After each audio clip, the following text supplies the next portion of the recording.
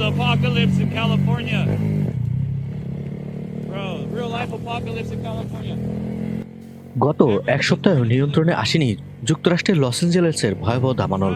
বরং বাতাসের গতিবেগ বাড়তে থাকায় আগুন আরও ছড়িয়ে পড়ার আশঙ্কা তৈরি হয়েছে।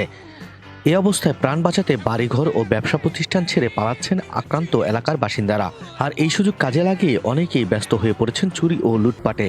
দাবানলে পুড়তে থাকা এলাকায় চুরি ও লুটপাট চালানোর ঘটনায় নতুন করে আরও 10 জনকে আটক করা হয়েছে। এর মধ্যে 3 জন ব্যক্তির বিরুদ্ধে 2 লাখ মার্কিন ডলারেরও বেশি অঙ্কের মালামাল লুটের অভিযোগ রয়েছে বলে জানিয়েছে লস অ্যাঞ্জেলেসের ডিস্ট্রিক্ট অ্যাটর্নি নাথান হোচম্যান। এ নিয়ে গত কয়েকদিনে লুটপাটের অভিযোগে অন্তত 39 জনকে আটক করল যুক্তরাষ্ট্রের আইনশৃঙ্খলা রক্ষাকারী বাহিনী। অপরাধ প্রমাণিত হলে তাদের কয়েক বছরের কারাদণ্ড হতে পারে বলে জানিয়েছেন কর্মকর্তারা। বিভিন্ন এলাকা থেকে লুটপাট ও চুরির আরও অনেক অভিযোগ পাওয়া যাচ্ছে। এ অবস্থায় আরও শক্ত অবস্থানে যাচ্ছে স্থানীয় প্রশাসন।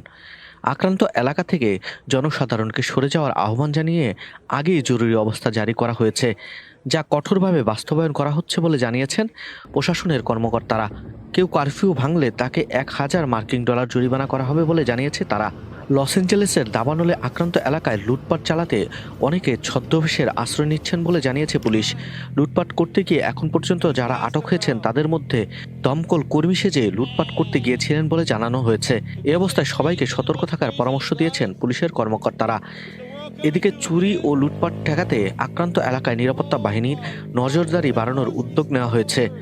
লস অ্যাঞ্জেলেসের কাউন্টি শেরিফ রবার্ট লুনা এক সংবাদ সম্মেলনে বলেছেন যে তিনি ন্যাশনাল গার্ডের আরও সদস্য চেয়েছেন। গেভিন নিউসন এর আগে 1000 অতিরিক্ত ন্যাশনাল গার্ড সদস্য মোতায়েনের ঘোষণা দিয়েছিলেন।